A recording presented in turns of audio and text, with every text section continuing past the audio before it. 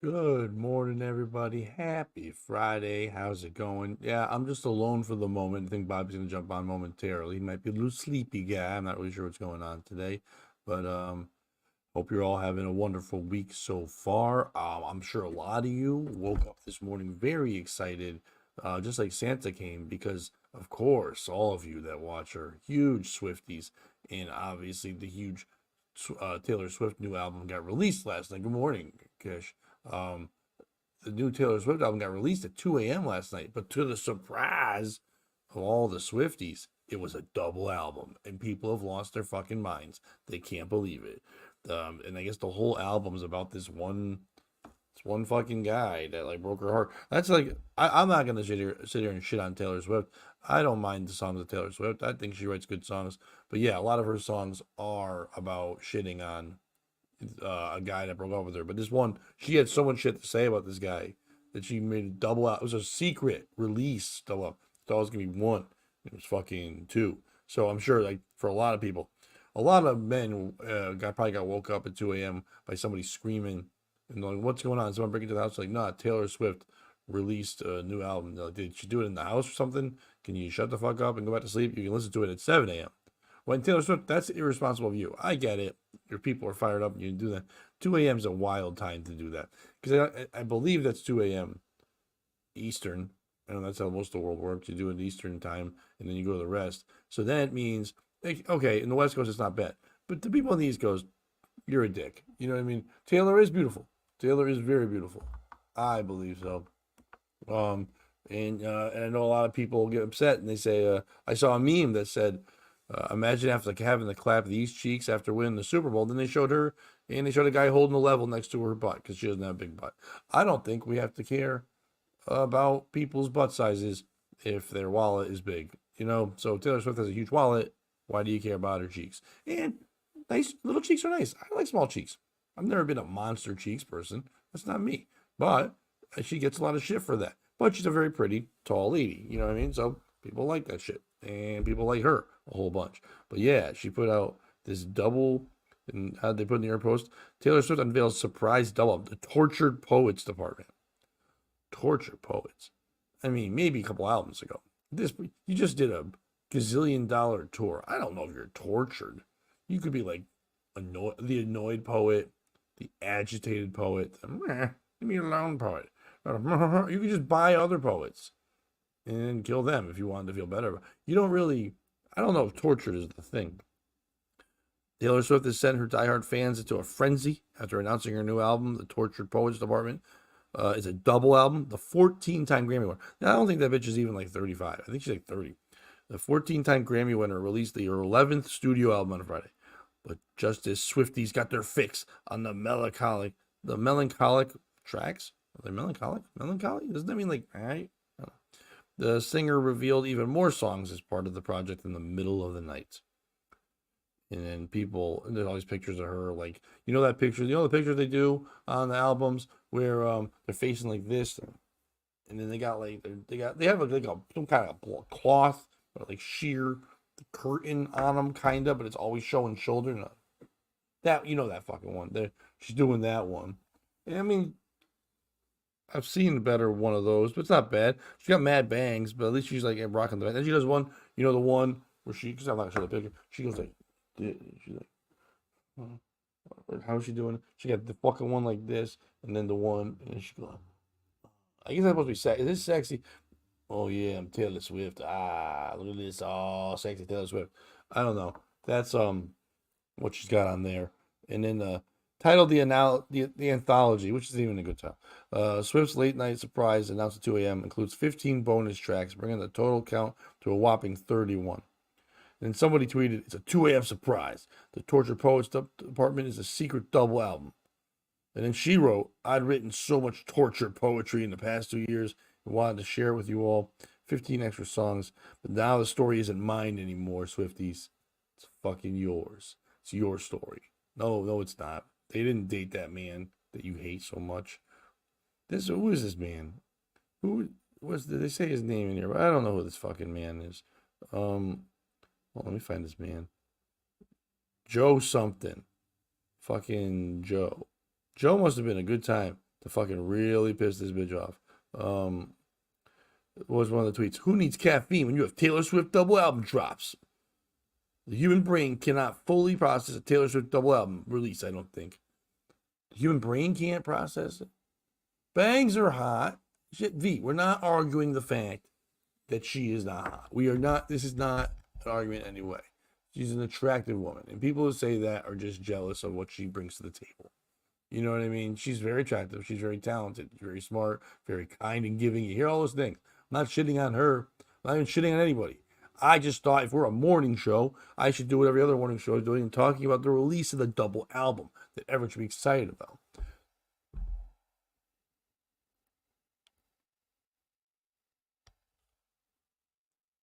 The candle that burns twice as bright burns half as long. I don't know. I think this bitch has got like several wicks. You know what I mean? I think she's going to be burning for a long period of time. This lady goes to town because all she has to keep doing. So what she's smart is she dates people that you know it's not going to go well. Like, you know, eventually Football Jones is going to break her heart. And then she's got a whole new album called like Football Jones or whatever. Or like, you know, like No Penetration in the End Zone or something. And she'll have that whole thing. And people get all fucking fired up and stuff. They love that bit. They love her. And we got some fat. Here's what to know about the Taylor Swift new album. The 14-time Grammy winner released it on Friday. Whatever.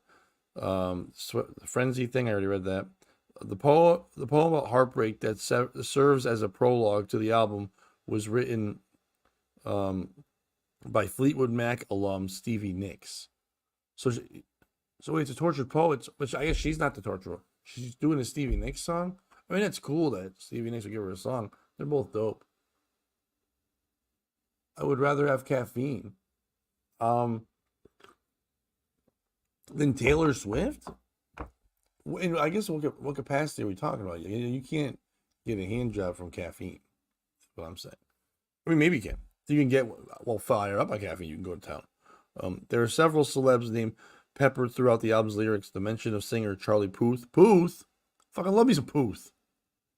Can you yell at Puth? While some of Swifties' exes aren't sparred on TTP, they're already calling it that.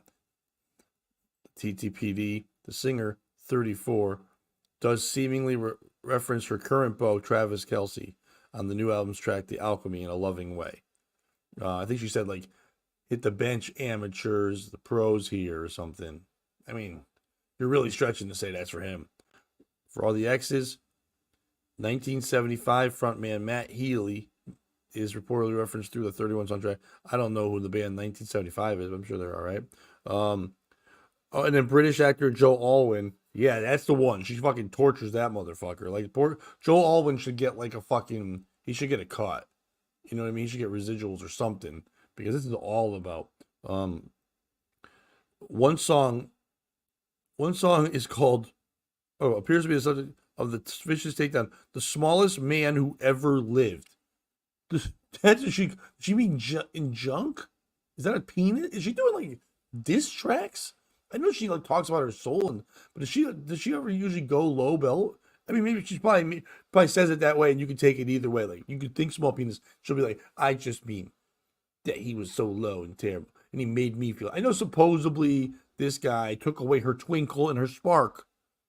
Tried to dull it at least. Couldn't dull it, but tried to dull it. But can't dull Taylor Swift's Sparkly Spark. Can't do that. She's too sparkly. Oh, yeah. Caffeine over the album drop. But what if you had caffeine and the album drop, V? What if you got both? What if you woke up in the morning and then Taylor Swift herself or Joe Alwyn, the man who scorned her, said, hey, I feel bad, man. Here's Swifty. And he's like, here's double album and here's Cup of Joe. You'd be like, thanks, Joe Alwyn. You're the Cup of Joe I need. I don't think you're the smallest man in the world at all. I think you're a pretty medium man. That's what you'd say to him. There's one about him. There's also hints that I can fix him. No, really, I can. About him. Might be about Healy. She talks a lot about that. As for Alwyn, Swift dropped hints at the pair's ill-fated 6-year romance for a good or not him, not so good part of the album. Check out the 10 Alwyn-related references we've spotted. Okay, whatever. That's kind of wild. I mean, they dated 6 years, and weren't you at fault at all for dating this man for 6 years? Who was the piece of shit in the Taylor Swift double album release? Is it Taylor Swift? dropping a double album release. She already got 14 Grammys. People are barely putting out singles. No one's putting out albums anymore. This bitch is like, I got songs for days and days and days. I mean, yeah, Stevie Nicks is fucking writing some of them, but still, she's dropping that heat. You know what I mean? All the time, going nuts. But it's crazy diss tracks. The Joe Alwyn for breaking her heart, making her feel terrible, but at the same fucking time, also being the inspiration, the muse you will, to this double release. Is it Swifties for fucking losing their mind, saying it's better than caffeine and Christmas and all this shit, and they can't believe it? Waking up at 2 a.m. going, fuck yeah, got myself my new double album. I got something to listen to and then get fired up for, and then I'll pretend I'm Taylor Swift, and then I'll fucking break up with my boyfriend because his name might be Joe, even though Joe didn't do shit. And you'll be like, oh, you just spoil it, or you'll be, maybe the guy's like, hey, can we not go to dinner tonight? I'm not feeling that great. I worked a long day. I'd like to just hang out with you, on the couch. And then they're like, no, he said dinner. And then she goes, fine, whatever. And then he just goes in the bathroom and she starts blaring, the smartest man in the world is the fucking guy who won't go to dinner. I don't know the words. But then you're like, oh, what's that song about? Oh, nothing. Getting all pissy. Is it them? Is it New York Post? Writing this article and getting all fired up about this shit. Is it V for not thinking that fucking Taylor Swift is as good as coffee? Do you want that? Small penis joke for sure. Who's the piece of shit in the story? Now, I believe it's not Taylor Swift. I think Taylor Swift should drop double albums whenever the fuck she wants to. I think it's great that she's mass producing shit. She's like a little Korean sweatshop out there. She's always just putting out songs for her people. The world went out and saw her fucking tour. It was like the biggest tour of all fucking time and space. And then at the same time, she's writing fucking double album. Great. Is it Joe Alwyn? It's not Joe Alwyn. No one gives a fuck. I mean, whatever. They dated. You know the rules by now. If you're the first person, if it's her first album, then you're like, I don't know the rules. You know when you're dating Taylor Swift, if you don't fucking get your shit together, if you don't step that the fuck up, you're in albums for life, man. You're done. You're fucking written about forever. Kelsey knows what's going on right now, but I think he'll be all right with it. The others know. Puth getting fucking shot at a little bit. I don't know. Puth's cool. I don't know if you want to fuck with Charlie Puth. He's a good guy. Leave him alone, Puth. Is it, it might be that guy from 1975. That guy, Maddie Healy, had said, who the fuck are you? You getting one thing? How come you didn't do enough damage to get in there and fucking get more? Joe could have used your help. More. I think it's all men who know Taylor Swift who aren't assholes to her. Because, dude, this is the way you get known. I'll guarantee you people will be reading these articles, the non-Swifties who don't already troll probably Joe Alwyn. People are going to search British actor Joe Alwyn and go, oh, I didn't know it was this guy in this movie or whatever. Wow, now I know who Joe Alwyn is. You can hate it or love him, but he's going to get mad Googled today. You want to get mad Googled? Shit on Taylor Swift. That's what you should be doing, men that know Taylor Swift. Be nice to her for a couple minutes, then go, ha, surprise, you dumb. These songs stink. You gay, whatever. And then she'll write a song going, second smallest guy ever is the one who called me gay. No, but see, all the men who aren't asshole, but they get a shout out, but not really, right? Because Kelsey's nice, but he just gets, you're an amateur, but the others are not, or whatever, vice versa. They get like a little thing, but they don't get like 10 fucking songs about them on a double. She had to write a second album because she was so mad at this guy. Now, wouldn't you be pissed? You're dating somebody and they can't get over their ex, and they're saying, oh, I'm over, I love you now. And you're like, oh, what were you doing last night? Oh, nothing. And then you find out they're texting on their phone about that guy to someone. That she did that, but instead of texting, she just dropped a double fucking album with 1,000 songs on it about this guy. Like, you can't get over Joe Alwyn. Joe Alwyn has your heart. Travis Kelce does not have your heart. And you know what? I'm on Team Joe Alwyn. Good for you, Joe. Good for you. You must be bringing that good British dick. Fucking really bringing it around the table. Doing a good job. To me, that's the piece of shit in the story. Is all men. And possibly Taylor, but not really. But congratulations, Taylor, on your double droppy, whatever the fuck it is. I'm sure we'll be hearing these songs all over the place forever very, very soon. Charlotte, the Stingray update. Nothing. On the TikTok, it says every Wednesday and Thursday they're going to update. At first, it was every Wednesday and Saturday. Then they're like, nah, son, we're going to do every Wednesday and Thursday. And then I went and checked this morning for a new one because I didn't look the last 2 days. Nothing since last week, since like Monday, which is not a Wednesday or Friday. They're not. I think Bobby's right, man. I don't think there's really a pregnancy. This might have been a farce to get attention. And good for them if it is. If it is good for them because it worked. Because who would know? That's throwing a Hail Mary. Thinking that like the last video that they posted, it's got 1 million views on TikTok, and that's because people keep going to see is the baby here, because they were only getting they're getting like 4 to 600,000 views, while people checking in for the daily basis thing to see what's going on. But now I think if they wait longer, everyone keeps going back and going, "What the fuck? Where's the shit?" I'm searching it. That's the only place you're going to get your news is on their TikTok. I don't think there's any big. I think they got attention, but now what? You got this attention. You're just a fucking aquarium. You made money. Maybe they were like hoping to get enough money to fucking shut down the aquarium and hide me. I don't know what would be the deal with that, but yeah, it's all done now. I don't know what it is. I got a message for those of you that listen to like Misery Loves Company and those kind of shows, and people that are fans of Ray DeVito. You're familiar with Carlos Danger. I know Carlos. Carlos is good. Bobby's jumping in, so maybe we'll get Bobby jump on a second. I'll wait till I see his little shining face in there. Let him pop in, get his headphones on and stuff, and then I'll kick into this. But Carlos Danger lives in my state and kind of near where I live, and he's a guy who likes the podcast Ray DeVito. He told me to quote him and say "fuck Ray DeVito." I don't know if he means that or not. I have not paid attention to that world a little bit, but he writes articles in the area about the towns around here, and he wrote some article, and I guess the morning show I used to go on, Chaz and AJ, covered that, talked with somebody about that article, and the guy who they were interviewing called it a rag. They didn't defend him, so I guess Carlos went on Twitter and wrote something to the effect of like, they said their names, like Chaz and AJ would put like 3 Z's in Chaz, I guess to infer that they were boring or sleepy, whatever. So then they had him on to be like, "Hey, what the heck is this?" Whatever. And he's like, "Well, no, you guys, I did this. You weren't paying attention. You didn't defend me when I did the rag thing." They're like, "Ha ha ha!" And they're kind of laughing back and forth and making jokes. And then only way I'm bringing this up is because Carlos Danger had hit me up and said, he tagged me in something and said, "Shout out for Pat Oates." I'm like, what is this? And I'm watching a video clip he made and put out there. So if you follow his stuff, you can see it. He on the video clip at the end while he's talking on the air, he goes, guys, we're all just joking around. Who told me to do this? Pat Oates told me to do this.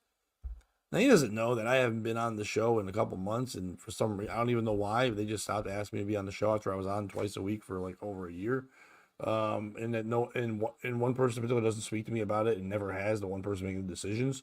So this makes me look even worse for no freaking reason, because now they're saying, no one said anything, but now Carlos out loud is saying, "Oh, Pat Oates told me to like prank you or whatever, or call you boring." I had nothing to do. I messaged him back. I'm like, "Dude, I had nothing to do with this at all." And he's like, "I was just doing a crazy shout out," because in his mind, he knew I was on the show all the time, because most people associate me with that show if they know who I am and they're in Connecticut for the last year or so, because I was on all the time. So he thought it'd be a funny punchline to just go like, Pat Oates. And I'm like, Pat Oates. But instead they went, And it was just like silence. So like, who's the piece of shit in that? Is it Carlos for fucking throwing my name out thinking that'd be a hot joke when it fucking bombed? Is it them for not just taking it on to what it is and just going, yeah, Pat Oates, we still know he exists. It's not like I'm Chris Benoit and it's the WWE where you can't put him in the videos anymore and say his name. I didn't choke anybody out. I guess I wasn't just appreciated anymore being on the show. Is it me for being bothered by it? I'm not too bothered, but I was kind of like, dude, you don't gotta fucking bring me into this shit. Yeah, I feel like the Joe Alwyn of the group. You know what I mean? They're bringing me up all the time. Yeah, Bobby, I see you there, but I'm gonna finish talking first. So since I got up earlier. And then once am I the Joe Alwyn of the group? Am I the guy that gets all shit on for no reason when I was just being supportive, baby? That's who it is. Who's the piece of shit in that story? I don't think it's me at all. I don't think it's Chaz AJ. I don't think it's Carlos. I think it's just the internet for allowing that much access to each other where those 3 people can talk. Who wants to hear that boring shit? Anyway, good morning, Bobby. How are you? Oh, I can't hear you at all. Oh, no, angry Bobby. No, he's gone. We just had him for 2 seconds. Now he's gone. Oh, no. Yeah, it's now he's back. I hate doing this. 8 a.m. is too early. Okay. No, I'm kidding. Okay. You can get off. Bye. It was Fuck you. Yeah. Oh, it was a joke. God damn it, Bobby. If anyone knows that joke, it's you. God damn it. Calm down. Go storm off in your room. You threw the thing, so I made the joke. You knew it was happening the second I said goodbye. Dope. Yeah, it's me. I took too long writing that letter to Chaz and AJ, calling them boring like you told me to. That's all I was trying to say. It wasn't a letter, it was a damn tweet. So you're wrong. So it's fine. I With three figured you'd hit Z's. them I across have better multiple humor than putting platforms. 3 Z's in it. Ugh. Why are they That was letting very a guy hard. named Carlos Danger be a person? Isn't that Well, the that's the dude's problem. fake sex name? Well, yeah, that's the problem too, because I do know his real name from the area. So just even doing that there, I had caught myself like 12 times. And I think basically people know it, but I still didn't want to do it. But I've never called him Carlos Danger. But, Yeah, that makes but, sense. but he did want me to make sure and quote it. When I told him, I said, I'm probably going to bring it up on POS. He goes, can you just quote me in saying Ray DeVito is a fucking idiot or whatever? I'm like, yeah, sure. So I'll say it twice. There it is. Yeah, I guess it is the internet, V. It's always a POS.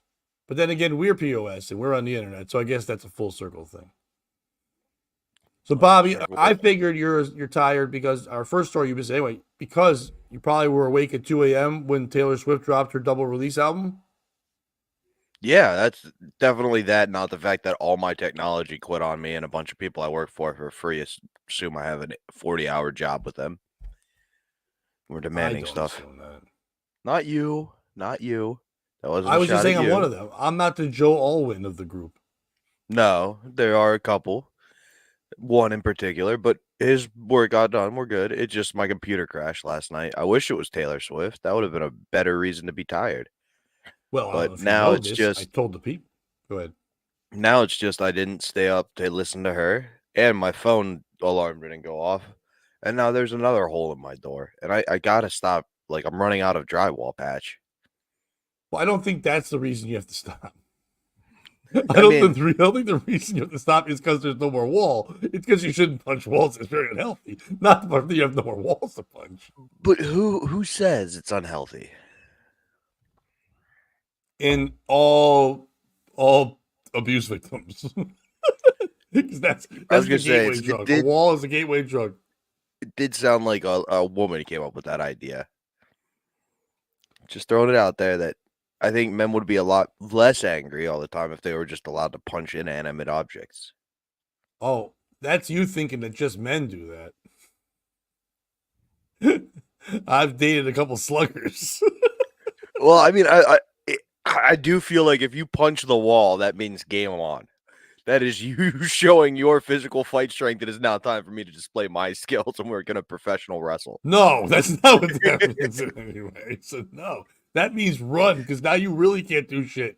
Like, you know what I mean? But Taylor Swift dropped a surprise double release. Everyone knew an album was coming, but it had 31 songs on it instead of like 12 or 13 because she really hates that guy Joe Alwyn that she dated for 6 years. 11 of the songs are about him. One's called "The Smallest Man in the World." Damn, She's oh doing girl, diss that come tracks, play. dude. And she'll say it doesn't mean dick, but it means dick. It definitely means dick. Isn't he like 6'2"? Certainly not height. He's also British, so they have big teeth, big ears. You know what I mean? There's a lot of big on Yeah, fucking the yeah. Brits. We know what you're just saying, Taylor. Yeah, You think Travis had to write that song? Travis is kind of mentioned in one song, and that's it. And all she says is, "All the amateurs hit the bench because I got a real pro now." Supposedly you're supposed to That just one's think not that gonna means fucking football. last. That one's not gonna last. All the amateurs get off the team or something. Yeah, that new album about him is gonna be fucking crazy. But like whatever. But she dropped the double, and people are fucking pumped. Someone tweeted that they don't need caffeine because they got this. V disagreed. He feels like he'd rather have caffeine than the album drop. I said, but what if what if Joe Alwyn showed up to your house and said, "Here's some coffee and a double album. I'm sorry about waking you up." That'd be a good cup of Joe. Actual Joe Alwyn. I don't like that he sounds so much like Joel Olstein. It might be pronounced Alwyn. I don't fucking know. I'm just reading it. You know what I mean? I don't know who this man is. Either way, if your name's Joe, your second name shouldn't start with O. Yeah, Al, anything. it's probably Halloween. I have no fucking idea how to say it. But Are we past the anybody who dates Taylor's gay theory yet? yeah, wanna know why? Because Puth did. Fucking Charlie Who the Puth fuck's rules. Booth? Fucking Puth, you don't know Puth? No. You go listen to the sounds of Puth. You're gonna like Puth. Puth's one of those brooding young boys, but he actually has some sweet bass on his songs. Puth's a good songwriter. Puth's like lower level Ed Sheeran. So everybody who does date Taylor is gay. Not Puth. If he's a lower level Ed Sheeran, he's just a lower level gay. Songwriting wise, I mean, he's still a super. He's got millions of fucking Spotify. This guy's got mad shit. Puth is the shit, and he got mentioned for a second too. Puth got fired on. I mean, that's just for rhyming sake. That's pretty easy. I know. And then you went poof. I don't think she said poof. Poof. There it is. Like, that'd be great. Oh, by the way, one of her songs Stevie Nicks wrote, but it's called the Tortured Poets Department, whatever.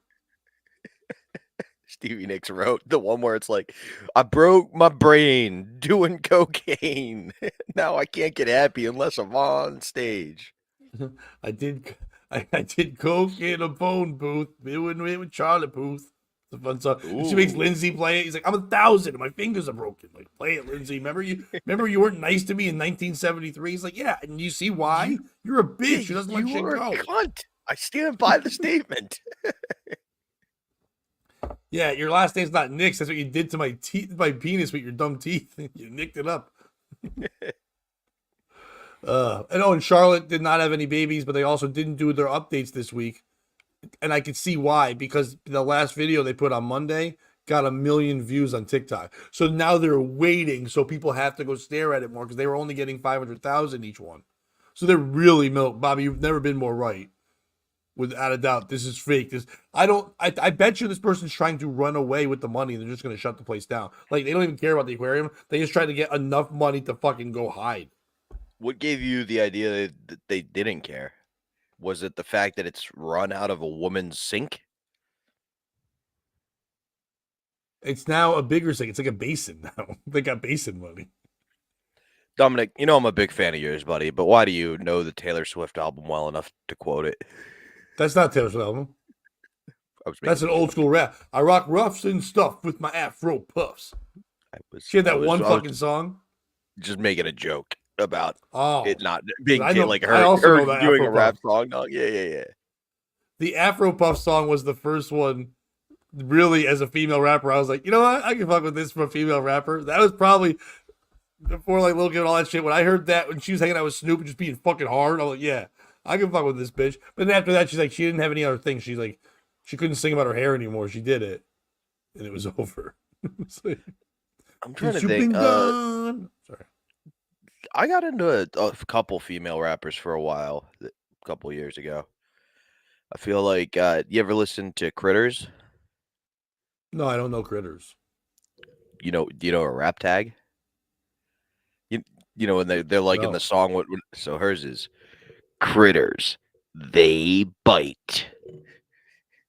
That stinks. Her favorite lyric of mine is pussy, pussy, pussy, pussy, marijuana. That's fun. What is that rhyme? Yeah. I got white in my nose. Call me Critter Delana.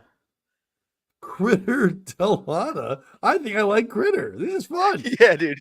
She's not a great rapper, but she's fun. Yeah, that sounds fun. I like that. I like when someone's just doing nonsense. Like when you're growing up, I was a big fan of Das Effects, and that was just bum skilly, boom, bum. Yep, exactly. Your phone. Very similar vibe. Yeah, it's just nonsense yelling out loud. No pork sausages, mom, please. Like, what? That's in the middle of your rap song. That's like, all right. But yeah. So that's all I covered while you were gone. Since you were gone, Kelly Clarkson. I just did that. You can still get it. Kelly Clarkson now could get it because she's got thin again. But Chubbs Clarkson, I don't know. No, I Chubbs Clarkson was gross. Chubbs Clarkson, be like, put on the but piggy Chubbs nose. Clarkson grew a chin. Like if she got the body was just gooey. I guess you could do it. But Chubbs Clarkson, put on your piggy nose. Oink for daddy. She didn't need to put a Biggie nose on. She grew a Biggie nose. Chubbs Clarkson sounds like a pool player from like the 70s. Minnesota Fats was good, but you're familiar with the work of Chubbs Clarkson? Chubbs Clarkson. They'll hit that grease ball. He's the one that breaks out the arch one with the rod, and he like does pop moves. Like, oh no, Chubbs Clarkson, not this. He's got the spitball. Fucking Chubbs Clarkson can really wax the table. He's like a young Paul Newman. I have extra stories, so if you don't have anything prepared, it's no problem, sir. I do have a couple stories, but if you want to do one more and let me pull up my notes quick, I can get into mine then. Yeah, I can do all that stuff. I already did Taylor Swift, so let's get rid of that bitch. Oh, this one's fun. I'm surprised. I'm sure you've probably covered this on other things. This happened the other day, but not since we've talked. A woman was accused of bringing a dead uncle to the bank to withdraw money. Have you heard this story? No, that sounds dope. Yes. It was in Rio de Janeiro. Police in Brazil arrested a woman Tuesday for allegedly wheeling her dead uncle to the bank to withdraw $3,000. Now, the video's out there. I've seen the video. What I've got now is blurred out, but when it first came out, dude, this looks like it's fucking crazy. It's in a wheelchair, completely bald head. They look like they're a dying alien. They're so shriveled up. And this woman is literally grabbing his hand, putting a pen in it, keeping his eyes open, and pushing the hand. It's wild. If you look it up, all you'd have to, if you want to find video, maybe you might find a picture or something, if you don't mind. But when you're done writing up, no, a second. But all you gotta look up is woman accused of bringing dead uncle, and I'm sure you'll find it right away. A bank worker reportedly took a video of the corpse in the wheelchair being supported by the woman. The woman is seen continuously propping up the man's head, which keeps slumping over. Now, when I saw it, I thought the eyes were opening, so he's not dead. But I think she was squeezing on the back of the head so hard it was literally opening the eyes, which is insane. At one point, she could be seen trying to get a pen into the dead man's hands to sign a paper. When paramedics arrived, they determined the man had been dead for a few hours. The family's lawyers disputes that, saying he arrived at the bank alive. Investigators have not said what charges the woman will face. I want to find a piece of the shit in the story, but that lady rules. I just looked it up. It's so obvious. Yeah. It's so bad. Insane. And we're only not going to show it because I think YouTube will. I've seen anything on YouTube doing it. They've been blurring out the picture, and there won't be a point. You gotta go look for yourself. Just look up a lady brings dead guy to bank. You'll find it right away. It's bananas. I mean, like this. I'll present things, but I think we know where we're going. Who's piece of shit in the story? Is it this woman for trying to get money out of the bank? That was obviously the money her uncle had that he wasn't going to give to them. Maybe he wasn't going to give them. She needed the money right away. He's dead. What the fuck? There's a lot of effort this woman put into this. We can all say she's an awful person. And yes, she's an awful person. But a lot of us think we could be awful. Could you take a dead body, put it in your car, get a wheelchair, drive it to the bank, put that dead body in there, and have the balls to walk up, like, oh, my uncle wants to take somebody's not feeling well. Oh, don't worry, I'll help him. And she's going, Uncle, please. And you moving that weekend at Bernie'sing the whole thing like crazy. Well, having a dead person in your car, that doesn't smell good. It's been dead for a couple hours. To have the balls to do that and think you can get that away from them. And then not yell at the person video. I mean, when you see the video, they're dead on. The bank teller is just like straight on like this. They're not kind of hiding. It's not like security footage. She's just got her phone out like, holy shit. Because if that person wasn't dead, that'd just be rude. You're like, you look so dead, I'm going to film it. They're like, I'm not dead. We're not dead yet. Isn't the dead guy. Whatever you did to this woman before you died, you did something. Because I don't think yes, maybe she's just awful. Maybe this guy, she's just a gold digger, whatever it is. But you did something there's a difference between like forging a check and taking someone's corpse and bring it to the bank and then using it like a puppet. You're so mad at that person, you're doing shit. Something happened there. Is it the bank for videoing it and then having coming out and then the police coming later and finding out? There should be no investigation. The second they wheeled it in, someone should go, yo, that dude's dead. lock the door, call the cop. That's a dead guy in a fucking wheelchair. Is it? Or is it America for not caring more about this? This woman should be having a reality. If she lived in America, she'd have a reality show about what you can do with your dead uncles and where you can bring them and shit like that. I hopefully she gets more out of it, but I don't think we care as much as we need to. The banks might be criminals. You might be right. You know what? I don't think they need ID in Rio de Janeiro. I think they just go, ay, ay, ay, ay, ay, ay, and then they just get money. And every the IIIs you put in is the amount of money you get. I'm not sure, but I think that's how that works. It's the zeros. Yeah, I I is I'll take zero in Portuguese. yes. I mean Portuguese is zero for people, but Sometimes the jokes write themselves, huh? take that, stupid Spanish. That's what they speak. Yeah, it is just retarded Spanish. It's retarded Spanish, just like Boston is retarded English. Anyway, who's the piece of shit, Bobby? So, I do agree the banks are kind of criminals. And like you could handle this situation a little more delicately, right? Like clearly there's a lot going on here with this woman and her family. You don't need to put that out on the internet. You know what I mean? Like show it to the cops. Let her, mangle the dead in peace. That said, he's dead. What's he gonna do with the money anyway? He got one more trip to the bank. Yeah, but I'm sure that money, if he had enough money where she had to go to the bank, I don't care what it is, even if it's $1,000, it's probably going towards his funeral bills thing. I know that's, but who cares about the bills? But there's a legal thing to it, dead or not dead. You can't wait for the fucking people in charge of the wills or whatever it is, or whoever's going to distribute the money to do it. You can't just grab a corpse. Why did she have access? There's my question, Bobby. Why did she have access to a corpse a couple hours after? Was she there? Did she kill him? Like, why is she there with a dead body? I mean, when I have people in my family die, I'm not there with them to have access to scoop the bones and drive it around to the bank. Well, that's a great question, Pat. And if you were a police officer, I'd say you should be asking those questions.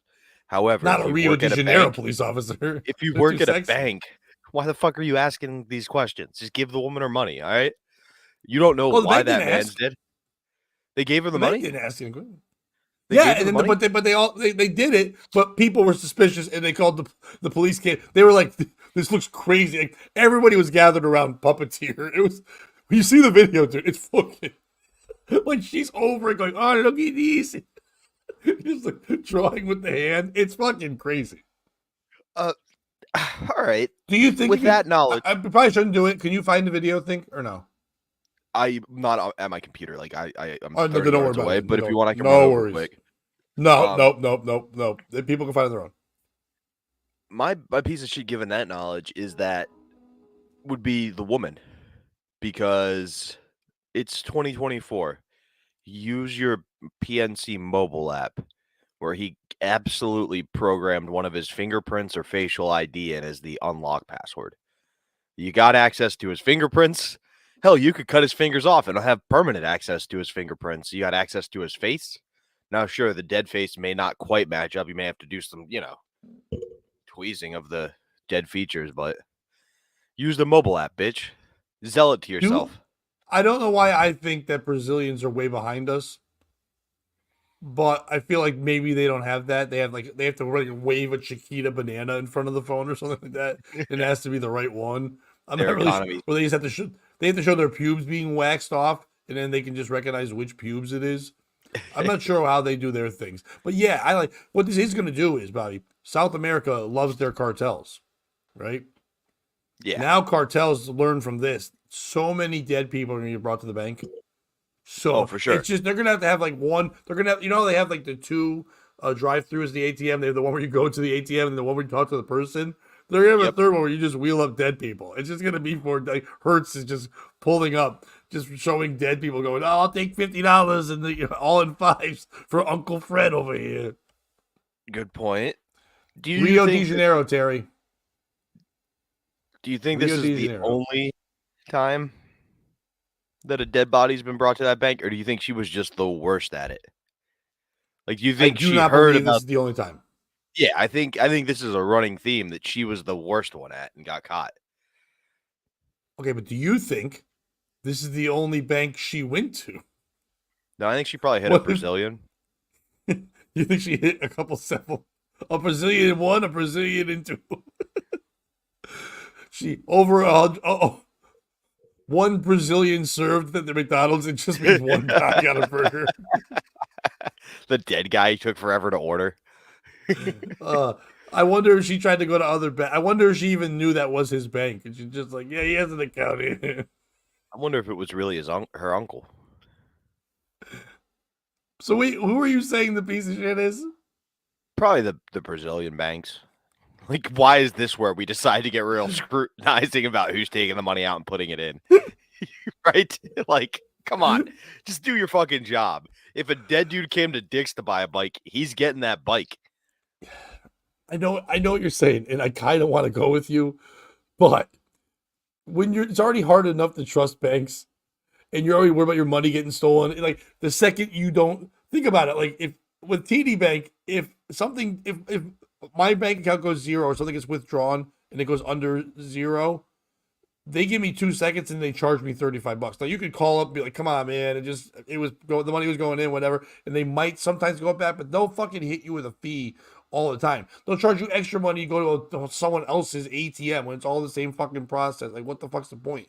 So I'm already worried about how they don't give a fuck about me at all. If now I know my bank will just give money to dead people, I'm like, fuck. I'm getting my money out and putting it under a fucking mat. You know what I mean? Like, I can't even fucking care anymore. So I'm happy that at least this bank had one line, and it was dead guys.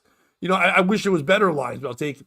It's got to be her, bro. That's too fucking malicious. That's too maniacal. That's evil shit. That's some evil saw shit. She took a dude. Could you pick up a dead body and throw it in your car, drive around with it, and throw it back in a wheelchair? I'd be skeeved. I would be like, that's your uncle. Even if you hate him, yo, you're just manhandling his head, grabbing the pen. That's fucking crazy.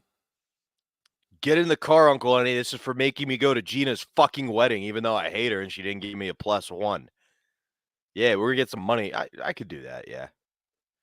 Oh, Bobby, in case you don't like when you know how I do it a lot, I'll point out in your joke. I'll point out like, "Hey, Pat, it's a joke," and you're not pointing out the one thing I might have said wrong. Don't worry, V does it too. That's why I like V. Him and I both go, "Yeah, I know you're making a joke, Bobby, but it's attention to the details. Zell don't do anything outside the U.S." They probably use PayPal, those commies. What's that? The Cash App? They're thinking like Cash App, folks. Yeah, it's got to be the lady, man. That's fucking no. I disagree. all right. If she had just shown up dressed as the guy or something, or like been like, my uncle told me this, the fact that she went and put the effort in to the weekend at Bernie's, Dude, you know, dude. Pasa de Semana at de Bernie's, if you will. If you will, thank you. You know what? You swayed me. You spoke Spanish. Oh, you're sorry. Which is great because they don't even speak Spanish, but You know who definitely doesn't speak Spanish? The dead guy. He don't speak anything right now. he speaks Portuguese. It's just the wind passing through his fucking orifices. If I had a TikTok in Portuguese, I would call myself the Richigese, and I would shit on all the Portuguese. I'm gonna text somebody that they should do that right now. I know somebody who's been down who would have a lot of fun doing that. Give it to them right away. It's theirs. They're welcome. That's it. We want one POS shout out on the TikTok. That's it. That's awesome. All they gotta pay us. Yeah, but yeah, I know what you're saying, man. I know, but she fucking manhandled the body. But it might be one of the wildest things I've ever heard. Like in our lifetime, all the shit I've seen and heard. Do that video. I've never watched like a beheading or any of those. I can't watch that kind of shit. But this was the fucking most disgusting thing I've seen done to a human, I think, on video in my life. Well, then don't check that text I sent you last night. With you punching a hole with your cock into the wall. God damn it. That's beauty, though. That's skills. You know Joe Alwyn, he's too small. Bobby, can you do me a favor real quick? Can you do a couple plugs? I got to run for a second. I'll be back. Yeah. So, guys, tonight you can see me at Wellsville, Pennsylvania. Tomorrow, though, is the big one. Hottest show in the 717, I've been told. There's a show. It's at the Allen Theater in Annville. Yeah, a lot of people are saying it's the hottest show happening in the 717. Yes, it's a theater, not a hotel, things like that. But maybe it's sold out and you want like a lesser volume experience. Check out Glessner at the Comedy Zone or Mike O'Donnell at the tavern he's at. Additionally, I will be at Rich Bronson's House of Comedy in Minnesota coming up in 2 or 3 weeks. I don't know the exact date on that one. My bad, folks. Thank you all for tuning in. I'm glad you guys were on time and I wasn't today. I apologize. It's been a busy couple of days, but definitely make sure you're checking out those things. We have a new Tales from the Satellite coming out today over on Davey Mac's channel. We have, we had a new Street Famous NYC come out yesterday on Berg's Patreon. So lots of fun stuff going on. But most importantly, thank you guys for being here and for tuning into this show. A lot of stuff about politics is coming up. Elections, things like that. Who should you vote for? My thought process is this: your vote doesn't matter, so don't get out there and vote. The only person I know who really cares if you vote or not was P. Diddy, and he wasn't a very good person. V says Minnesota's scary. That is true. There are parts of Minnesota that's scary, but I think I'm staying at the mall all day. So I don't think it'll be too bad. Although I heard the mall's like mini Somalia, which is cool because at least they've got good pirate ships. That would have been a fun remake of Pirates of the Caribbean if they had made Jack Sparrow the dude from that movie with Tom Hanks where he's like, I'm the captain now. And that's all Jack Sparrow did the whole time was just board other ships and be like, look at me, I'm the captain now. And he was drunk. What else do we have going on? We have some fun stuff happening on the Patreon. As Pat told you guys, every Tuesday we will be putting out our news or our show live, but then as soon as it's done, it won't be there anymore. So make sure you head over to the Patreon. And thank you guys so much. Pat, welcome back. Thank you. And actually the Tuesday thing, I think we're gonna try next week. It won't be live anywhere but the Patreon. So I misspoke. Can't even watch it. I'm glad you came back in time to hear me this week. We didn't discuss that all the way. It might be this week one more time, but either way, pretty soon they'll be on there. Other things we talked about was rebooting Pirates of the Caribbean with the guy from that Tom Hanks movie as Jack Sparrow. The guy from the Tom Hanks movie. I'm the captain now. Oh, Haitian Magoo? And it's just Jack Sparrow running up on a bunch of different boats going, look at me, I'm the captain now. Oh, you're sold. Or they should take like a blind person and make them do that. That would be fun because they can't look at him. They just keep Daredevil. They're like, I am. That's the final. It's Daredevil versus fucking Jack Sparrow. Look at me, I can't. I'm blind. Look at me. Fuck you. Look at me. I can't. I'm blind. I could look at you. I can't look at you at all. Can you got a story? I do have a story, and I can't believe you. I'm guessing this was probably your third story that you were going to cover, and just were waiting for me. But did you? I know you were pretty excited when the juice expired. Yeah. Did you follow the latest news story coming out of their camp? The OJ Simpson estate? No, I'm talking about OJ. Yeah. They the day that he died, as a coincidence, Ford Bronco recalled 11,000 Ford Broncos. That's hilarious. Like the day he died, which is just crazy that he expired that day too. That's hilarious. I covered that story because they wrote that. They said two things expired this day. That's so funny. But no, there's even more news out of the OJ Simpson camp. So I guess we're gonna be a little OJ heavy this morning. And that is that his family. Oh, no, I didn't do that today. So okay. His family is suing the hospital that was giving him cancer treatment for malpractice. They feel like they didn't give OJ the benefit, like the best service they possibly could because of who he was. They knew his backstory. And as a result, now, Pat, in the civil court of Los Angeles, they are trying to hold the hospital fiscally responsible for the death of OJ Simpson. Yeah. Who's the piece of shit in this story? Is it his family? Just let him die, man. Just let him die. He did about as much good PR as you could possibly do on the way out. People were starting to come around on him just a little bit. Just let him die and let the legacy be what it is. Is it the hospital? You took an oath, right? Whether that man you think killed Nicole Brown Simpson and her lover or not, her karate fighting lover, you took an oath to help everybody, right? We've all seen that Grey's Anatomy where the black nurse stitches up the white supremacist. Like, do your job. Is it OJ? The way you said that was my favorite ever. The white supremacy. You know that old tale.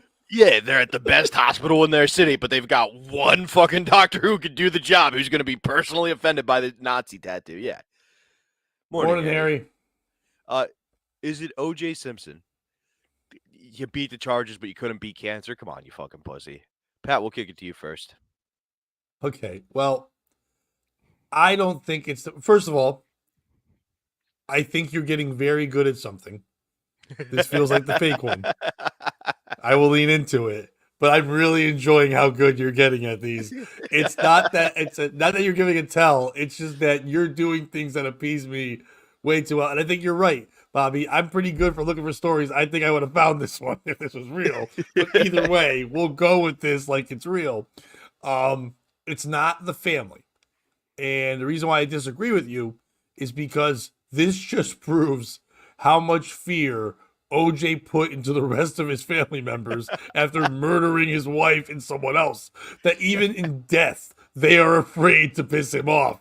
So they're going to say, nope, nothing can kill our dad because everybody tried to. So if cancer did it and the hospital did it, we're going to blame everybody. They're going to do what they can forever to have his back because they're afraid his ghost will come and kill them. So it's not the family. It's not people that are jumping on board on this, like you making up this fucking story. But I'm sure there's other. I'll guarantee that family's going to sue for something. It's not anyone that supports OJ. Listen, the guy got away with murder. That's been a saying we've known forever. And the saying means that you're happy, that you're conniving, all these things. But like people always say, look at that smile on his face, like he got away with murder. He looks like a cat with a canary in his mouth. You know what I mean? He's sitting there and he's reaping the benefits. That guy did everything that everybody wants to do in life. Every man's dream when he's a kid thinks about three things: being a famous athlete. The guy was a Heisman Trophy winner. Being in movies, being like an actor, being famous. He was in movies and being famous and all that stuff like that. And then killing your wife. He did all three of those things, and he did them the best. He's the best. When you make a joke about someone killing their wife, you're like, OJ. He became the thing. He's the frisbee to the flying disc. A wife murder, that's an OJ. Kid murder, that's a Benoit. But you always learn your thing. You know what I mean? You know what you've done. So it's not them. It is you for making up such a great story, and I wish it was fucking real because now I'm mad at you because you're really good at fake stories. Well, thank you. I will accept that piece of shit dumb. But for me, the piece of shit in the story you may have missed, and it would be simply Kim Kardashian, because she made this whole big thing about how she's a lawyer now, and now OJ's estate's suing somebody for being held fiscally responsible for their death. And you're not getting involved? What are you doing, bitch? Yeah. Well, I don't know if you know this. A lot of women on the internet will say they're lawyers, but they aren't. No.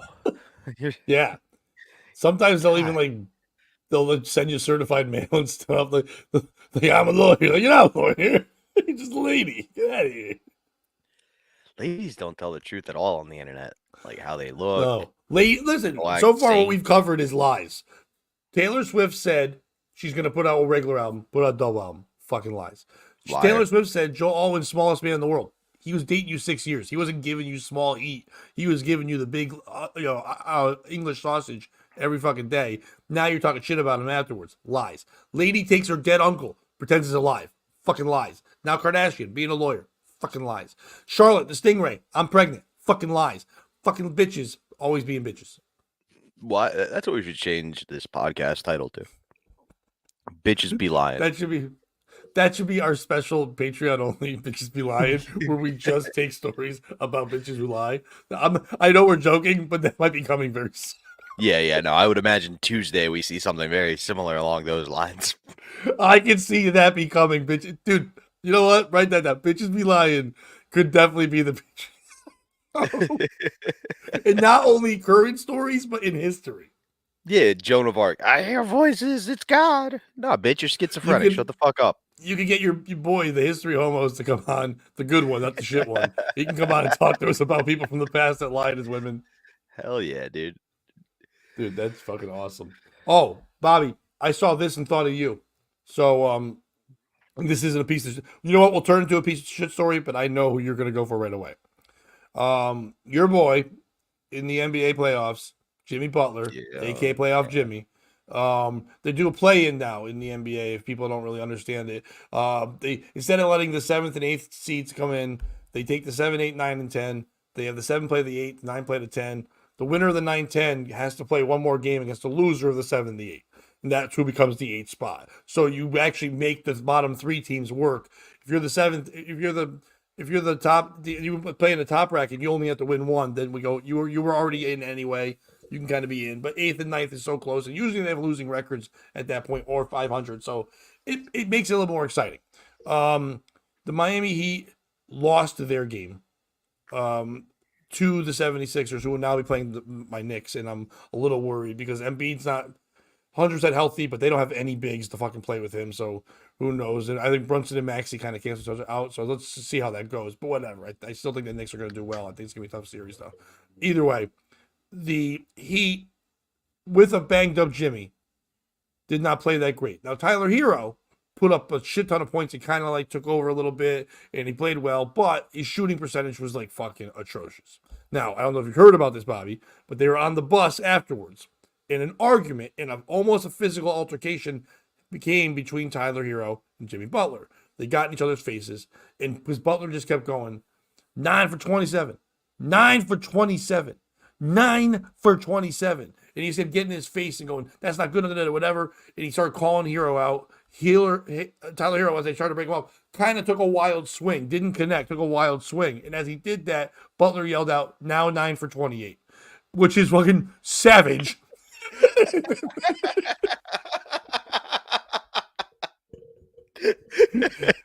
And it sounds like joke structure. I made one up when I read that. Like, this is the story for Bobby. Yeah, Bobby I was like, dude, is that stealing my bit? No, that I saw it on there. I was like, fucking Jesus Christ. So who's the piece of shit in this story? Is it the Miami Heat for not with the last year they made it in? Now they got a battle.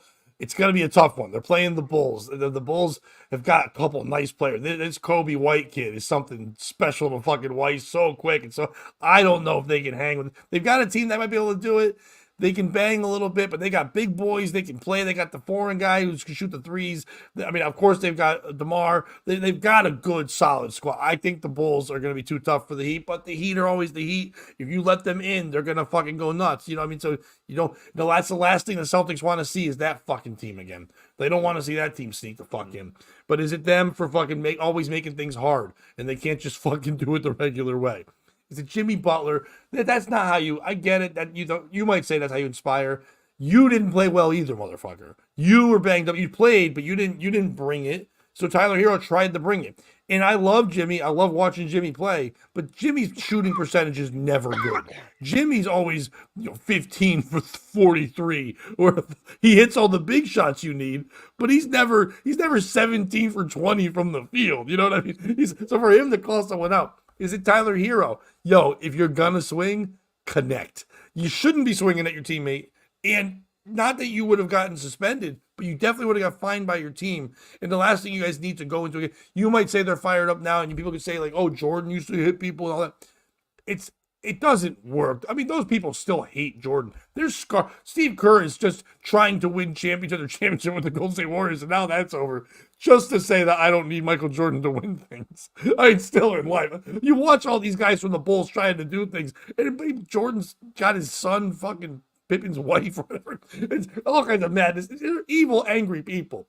Is it them or is it you, Bobby, for you saying about me, I should have known about that OJ story. You should have known about your Jimmy Butler fucking making a statement like 9 for 28 now. Who's a piece of shit? Oof. So I do get the idea of firing somebody up. You do that pregame, not postgame, Yeah. Nah, on right? the bus Postgame. ride when you got one more game left. So my only question would be, what did Tyler Hero do? Did he come on the bus acting like he was the man after they just lost by 1 to the Sixers? If that's the case, I get Jimmy getting in his face, being like, "We've still got one more to play. We don't celebrate that kind of shit around here." You know what I mean? Um, like after a rugby game, I don't know how it was for you guys, but if you lost a tough game, you shouldn't be celebrating or having a good time. I don't care how well you played. And I mean, maybe that's what irritated Jimmy, going 9 for 27. Now, according to the reports in the thing, they were all just on the bus being silent. And Jimmy came on the bus late and just started screaming at all of them, but then really got into his guy's face. So Okay. he wasn't gloating. He wasn't doing whatever. Even in the press We conferences, Tyler said, just so you know, even in the press conference, Tyler had said, man, we just got to play better. He didn't say anything about him doing well, whatever. He was taking some crazy ass shots, but he also took a ton of because nobody was hitting shit. that hey, They played right to the end. It was a very tight fucking game, and that's because Tyler Hero kept it in it. Jimmy didn't help. I mean, it sounds like if Tyler had hit a couple more buckets, it wouldn't have been a tight game. But hey, Dude, you should see you gotta some of the shoot for threes he the had to ring. No, hit. There was like a 40-footer at I know. one point that he had to launch the guy in his face, and he somehow hit it. Like he was doing Jimmy type shit because Jimmy couldn't do Jimmy type shit. And that's fair. And I get firing people up. Like one of my favorite lines from the movie Miracle is, "Last time I checked, the leg is a long way from the heart, you candy ass." Like sometimes you gotta fire people up. I don't know if this is the case. For me, the piece of shit's Tyler Harrow. Like, A, this story should have never come out. And B, did you know he's the reason that Jeremy Lin is no longer on the Heat? There's a long disconnect between those years, but go ahead, tell me. Because he Well, I can't say guess when hero. Jimmy Butler would show up and be like, "Hey, you know how Jeremy says your name? Hero, Tyler Hero." Oh, he turned into fucking Cartman in Team America World Police. Oh, hero. That was Jimmy Butler Hero. making fun of Jeremy Lin, and it's all Tyler Harrow's Yes, fault. I like that. That's why Jeremy Lin's career's over because of Yeah. racism against him. So for me, it's Scott definitely not Jimmy Fitzpatrick, what's Butler. up, sir? How are you? I'd say it's probably the Sixers. The Scroll Sixers. down and let the Heat take one. Come on. You can't after Now I got to hear about. Harden made you look like garbage already. You got to get in. Okay, Harden that's a made good you look point. like a I forgot chump. about Harden. You got to get in. But like now I got to hear about this Maxi guy who just refuses to pass me the ball in 2K. I'm wide open at the 3-point line every time up and I'm Daryl Maxi. I don't pass. Let me give it to Embiid. Fucking loser. That kid I can play, hope. though, man. I hope fucking that Jalen Maxi's dude good. knocks him up. Not out, up. I want him pregnant. Okay. I don't know if that's scientifically possible. Yeah, don't tell women that. By the way, speaking of the women thing, when we're on basketball, we'll just go to this really quickly. Because of the Caitlin Clark being drafted and all this stuff, and then every woman on I want to say that every woman that gives a shit about college basketball, kind of, but not really, isn't doing this. The ones that know about it and know she is. It's the women that didn't know anything about Caitlin Clark and then just found out that the salaries they get for the first year, which they get lower salaries than other people, and it's like $73,000 a year. First of all, to shit on that right away and say that's not good money.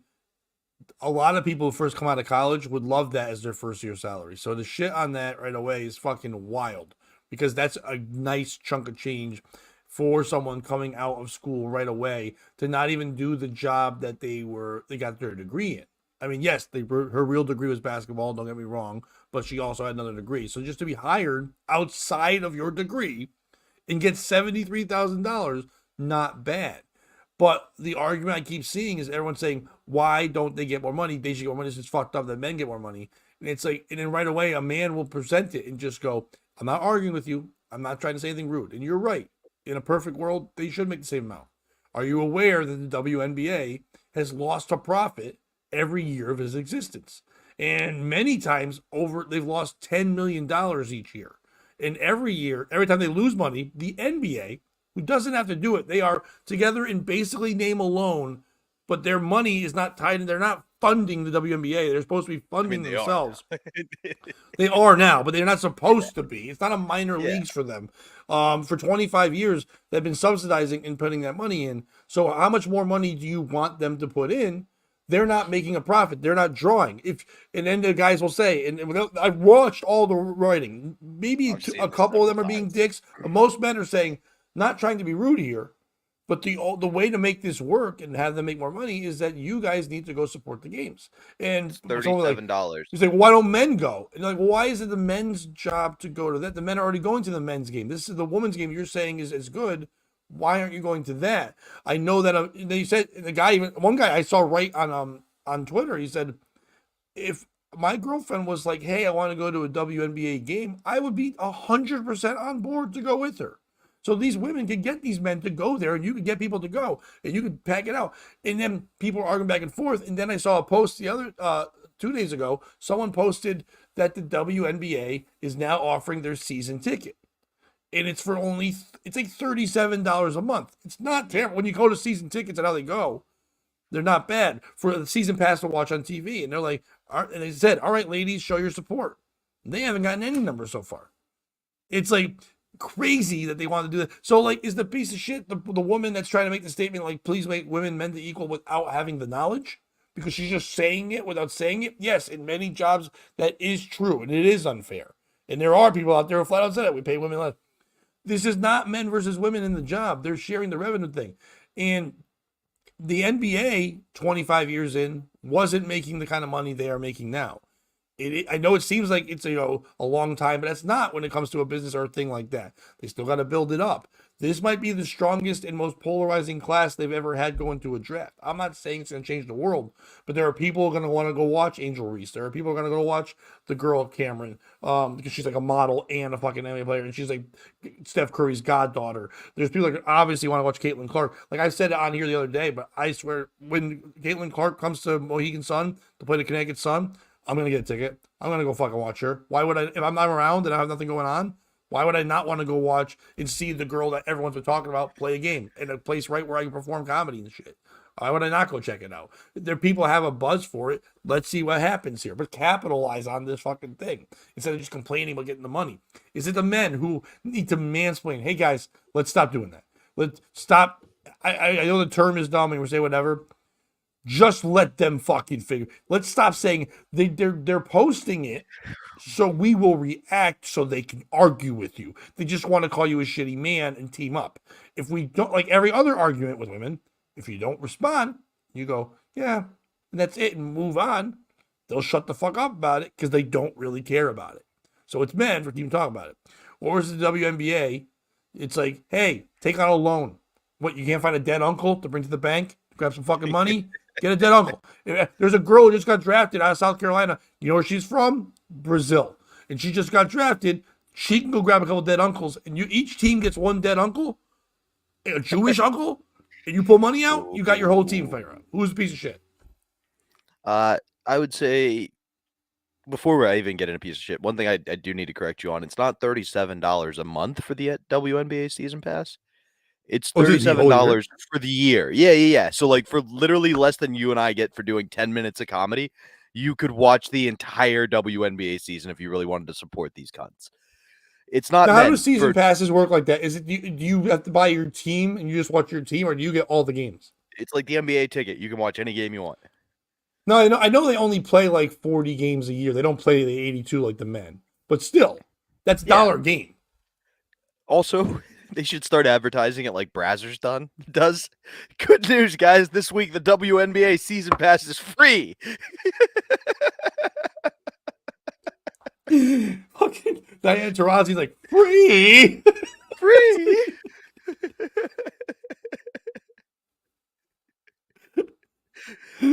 Sue Bird wipes her mouth and goes, you can watch it. You're like, oh, Jesus Christ, Sue Bird. Do you like sneaky basketball? And it's just the one cup. You guys have seen the commercial. Speaking of that, and I know you're a Taurasi fan, have you seen that clip that was going around when they were doing the watch along of the South Carolina Gamecocks with Diana Taurasi? No. So she did a drinking. What? It came out later. She did a drinking game with the other ones watching. Sue Bird's plant watching. Garnett was on it.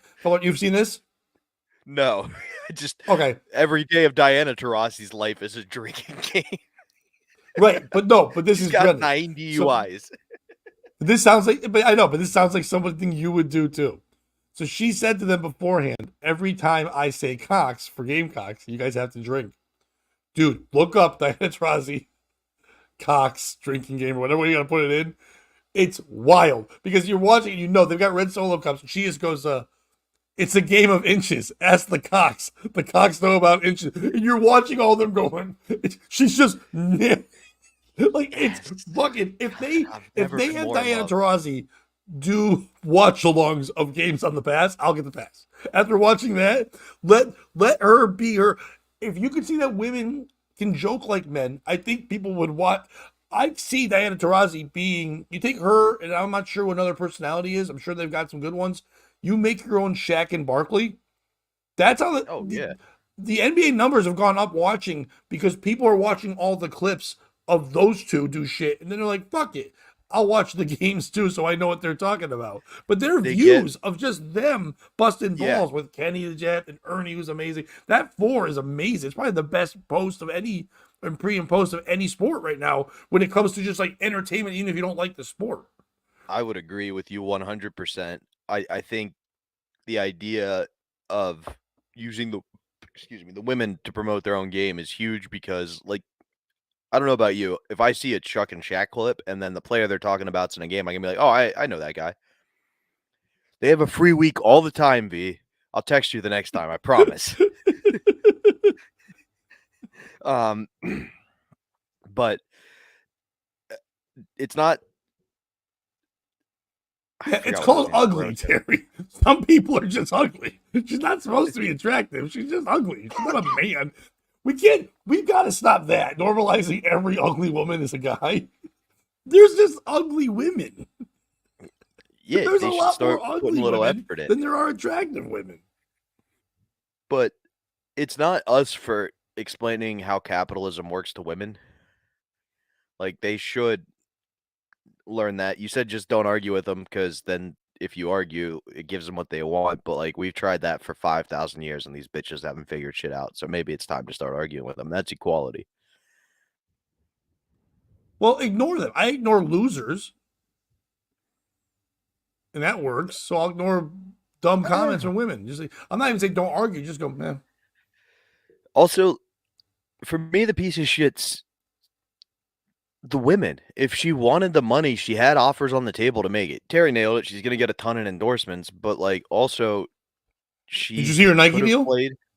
No, what'd she get for She got a life? $10 million Nike deal, and she's getting a show.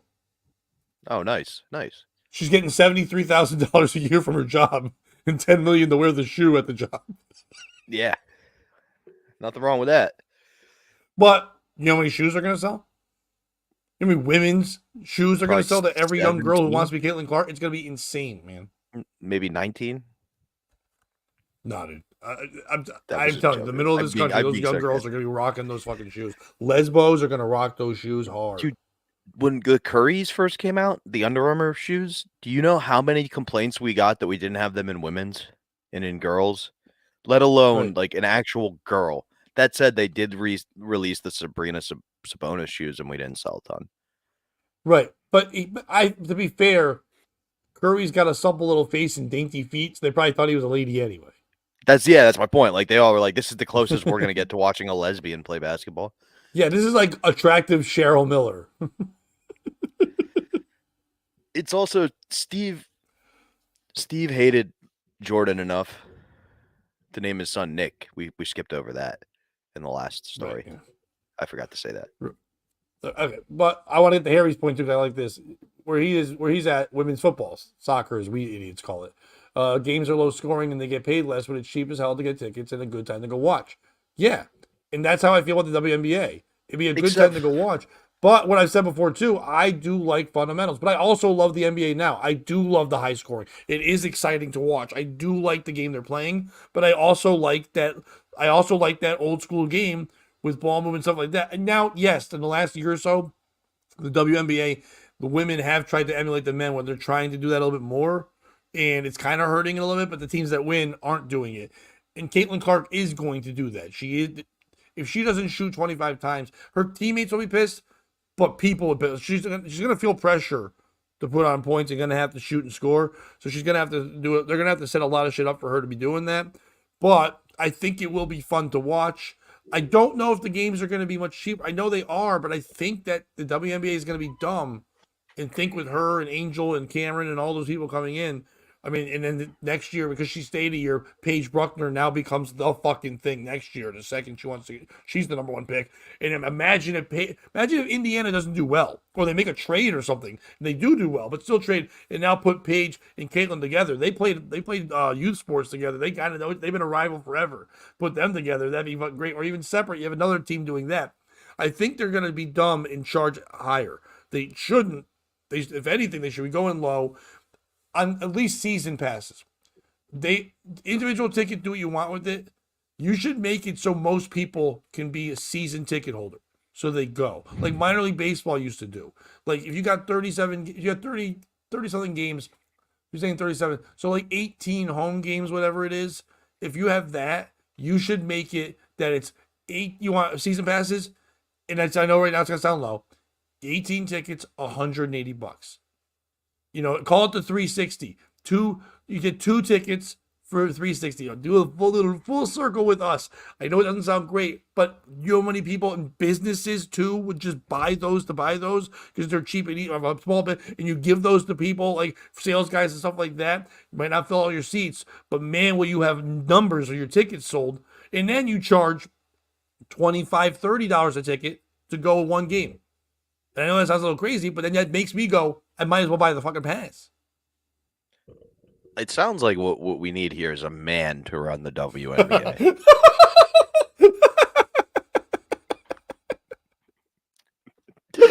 I was thinking that as I was breaking it down. I'm like, I just said don't mansplain, and I literally gave them like the formula to sell the tickets, and I'm like, God damn it.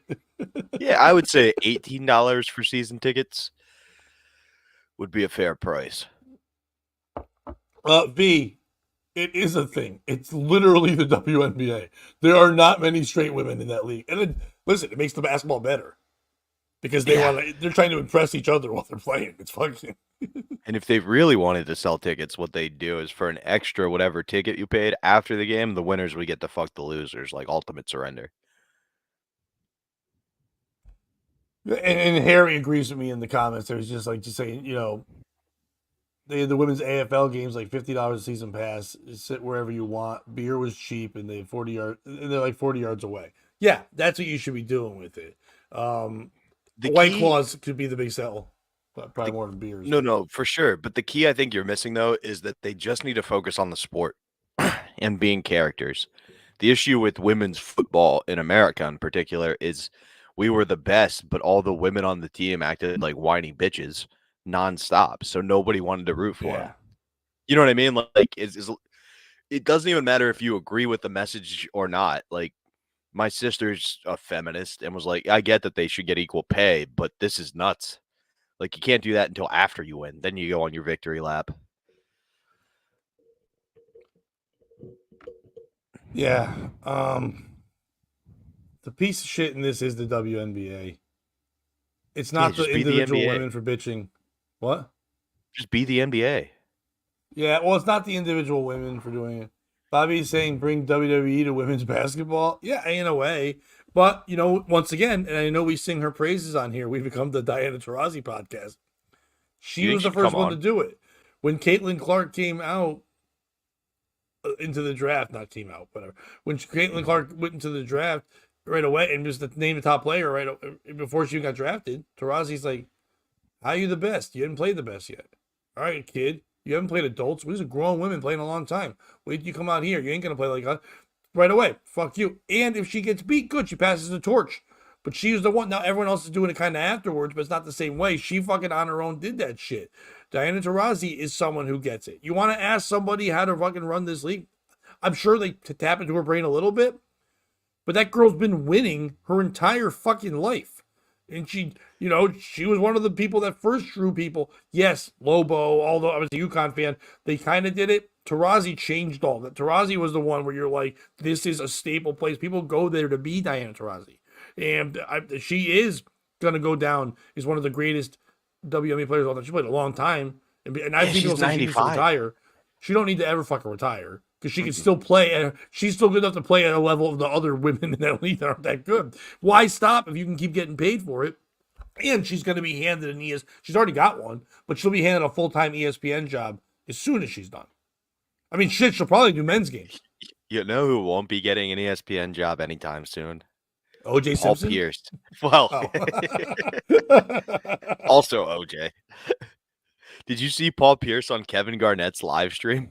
Not understanding what a live stream was at all. No, I have not. I watched them sometime. I didn't see that.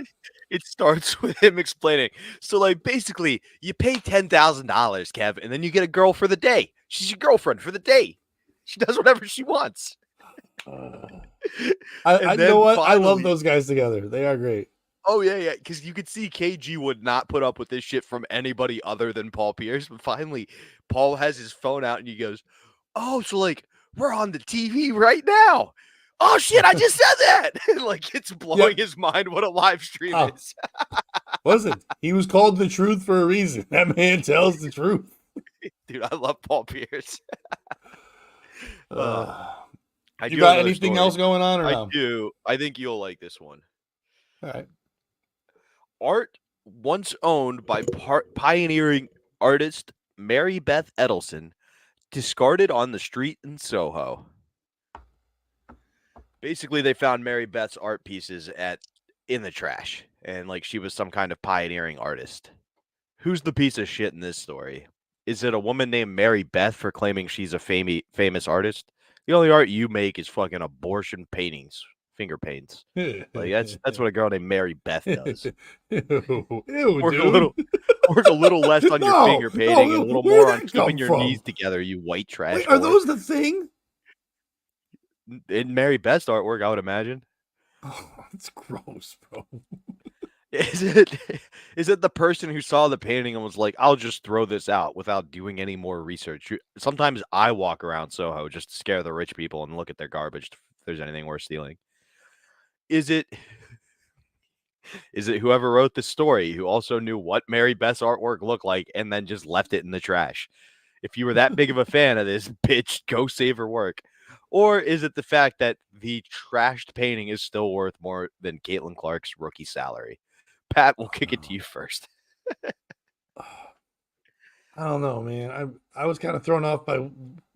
I know that wasn't part of the story, but now the abortion art is super gross. Finger painting. Yeah, you finger paint with the blood.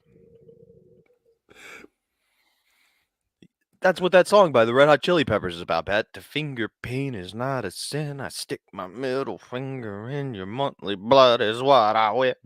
It's a very gross song. All right, then the piece of shit's the Red Hot Chili Peppers for that fucking song. Yeah, for calling fingering a girl on a Dream period. of California. No one does. Shut the fuck up. No, that whole song is about the false idea of Hollywood. They were warning us, Pat. I know, but they did it in a melodic way. You don't want to go to the basement. Yeah, but it really is. It was too melodic, and it made us forget that it was supposed to be about bad things. It's kind of like when the Hey Ya song, when they made it fun, and they're like, no, this is a sad ass song. Like, stop making it fun. Like when other genres steal everything ska's whole genre is built on, which is like the music sounds happy, but the lyrics are suicidal. Yes. The piece of shit in the story is anyone who appraises art. Grow up. Fucking staring at a thing and going, this has the value of it doesn't have shit. If I bring that in a wheelchair to the bank, I ain't getting shit.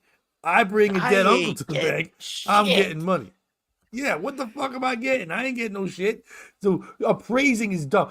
anyone that praises art, anyone who knows the price of a child on a black market, it's a skill that no one gives a fuck about, but you know it and you set prices. It's crazy. If you're appraising art, if you're the one who's saying this has the value of this, it doesn't have value. Know what your value is? Where you put it. If someone puts it in the trash, it has no value because it's trash. I know one man's trash, another man's treasure, but fuck that. When it comes to art, even if it's hanging on a Starbucks wall, it has more of value than in the garbage. So yeah, appraisers, fuck you. I don't like that you used my strategy for dating women to summarize your point there at the end. One man's trash is another man's treasure.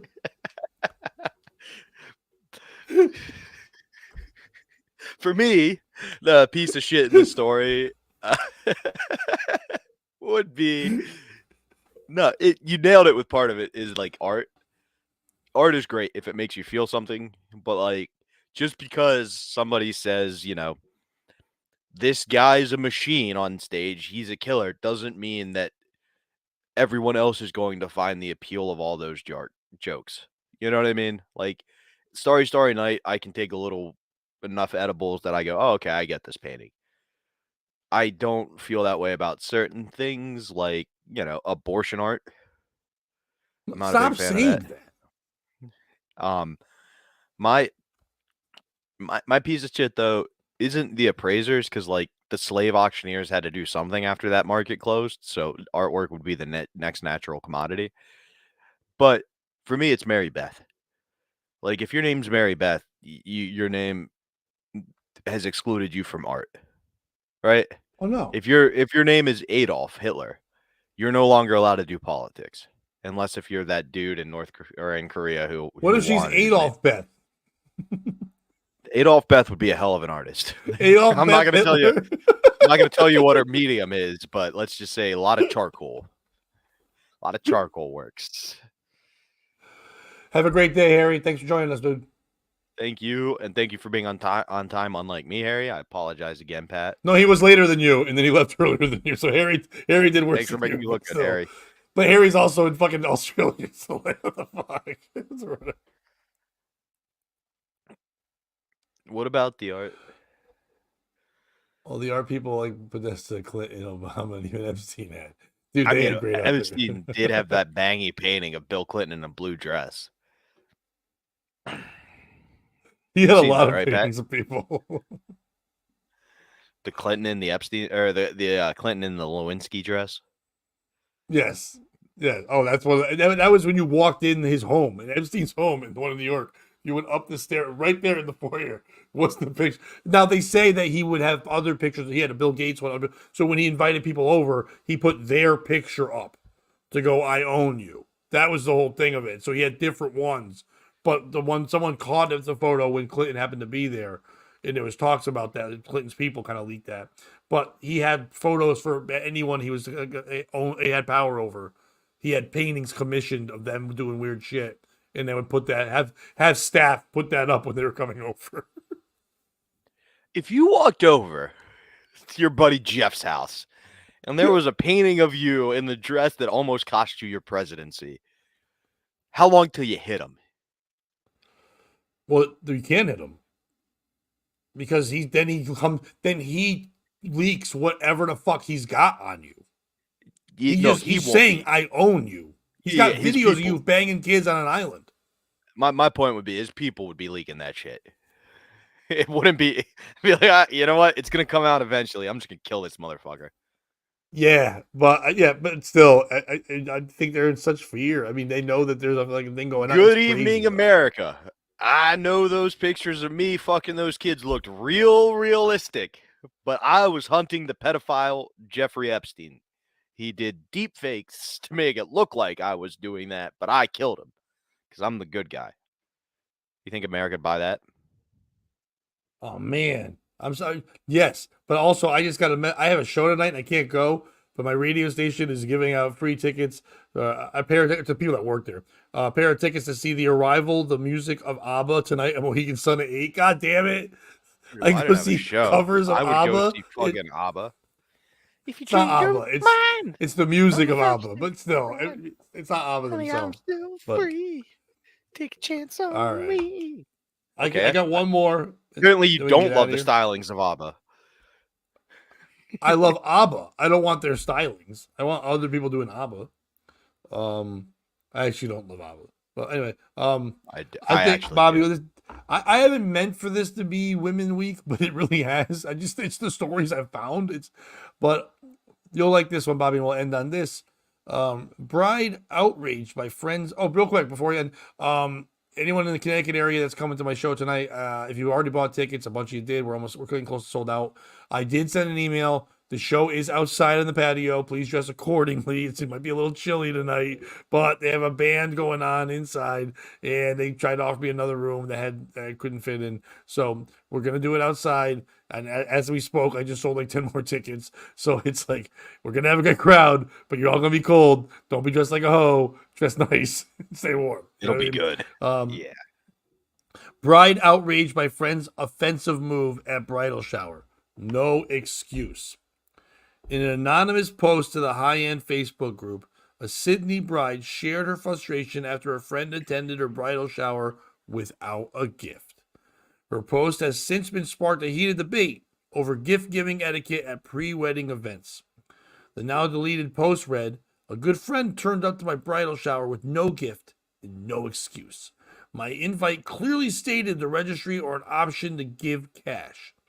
She then wonders if her friend's message earlier in the day asking if there was anything she could bring, which the bride turned down, was her way of getting out of bringing a gift. Surely she didn't think that was for bringing anything. I thought she just meant like a bag of ice or something.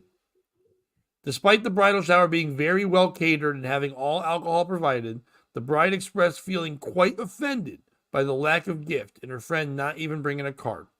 With her wedding on the horizon, she's wondering if this is an indication that her friend and her partner will do the same thing for the wedding and not buy a gift. "I'm not sure what I can do," she concluded before asking the group for their options. She put that whole thing in a Reddit group, and then right away the two big words were tacky and entitled. That was the one you could find in almost every goddamn response to this thing. So I'm very happy that, first of all, it wasn't all like, "You're right," whatever. Before the post was deleted, commenters flooded it with scathing messages about how entitled the woman was. And then this writer asked people at her work, who gives a fuck about that? Where's the part where we go? Yeah, it's all this fucking bullshit. Then she has asked all her people she works with, and they're all like, "It doesn't matter." But who's the piece of shit in the story? Is it the woman who's getting married who is upset and calls out a friend for not doing it? Now, I understand. It's a celebration of you. It is tradition. It's been forever. You bring gifts to those things. I understand that. And some people, it can be tough, whatever. Maybe she feels like her friend had to give her an excuse. Maybe her friend had to say something. But you do that personally. You don't call them out on social media to shit on this person. What's the point of that? But is it the person for not bringing a gift? Not you could do a card with no money in it and say "love you, wish you the best," and say "can't wait to spend your special day with you," whatever. In a card, you go to the dollar store and get a dollar card. As a poor man, you can get some cards all the time. You can just make a card.